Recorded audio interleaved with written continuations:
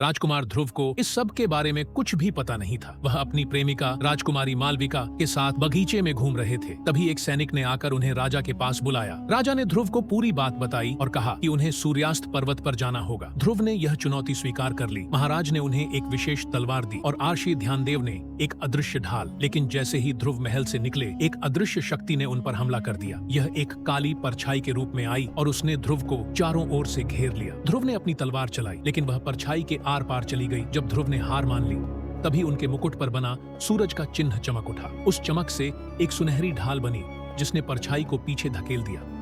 परछाई हटते ही ध्रुव ने देखा कि वह कोई अदृश्य शक्ति नहीं, बल्कि एक मायावी राक्षस था जो हंस रहा था।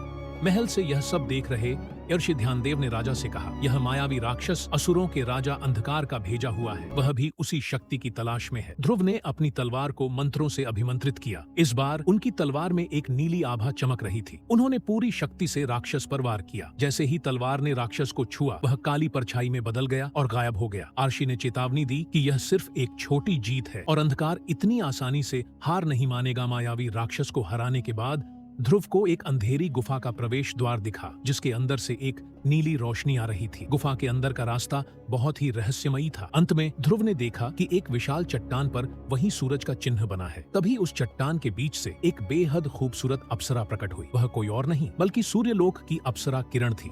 किरण ने ध्रुव से कहा, मैं तुम्हारा इंतजार कर रही थी राजकुमार। मैं यहाँ एक ऐसी शक्ति की तलाश में हूँ जो इस दुनिया का संतुलन बिगाड़ सकती है। वह शक्ति एक प्राचीन जादुई दर्पण में कैद है। लेकिन जैसे ही किरण ने यह रहस्य बताया, आसमान में बिजली कड़कने लगी। यह सूर्यदेव का क्रोध था। सूर्यदेव की आवाज गूंजी, किरण, तुमने देवलोक के नियमों का उल्लंघन किया है। इसके लिए तुम्हें दंड भुगतना होगा। सूर्यदेव ने किरण पर एक दिव्य किरण छोड़ी, लेकिन ध्रुव के मुकुट के चिन्ह से निकली चमक ने उसे रोक दिया। सूर्यदेव ने किरण को श्राप दिया, मैं तुम्हें श्राप देता हूँ कि तुम मृत्युलोक में एक साधारण मानव की तरह रहोगी। तुम्हारी शक्तियाँ और सुंदरता तुमसे छीन ली जाएगी। तुम तब तक वापस नहीं जा पाओगी जब तक तुम वह जादुई दर्पण नहीं ढूंढ लेती। श्राप लगते ही किरण की दिव्य आभा गायब हो गई और वह एक साधारण स्त्री में बदल गई। वह बेहोश होकर जमीन पर गिर पड़ी। ध्रुव ने उसे उठाया और सहारा दिया। उसे एहसास हुआ कि यह अब उसकी जिम्मेदारी है कि वह किरण की मदद करे।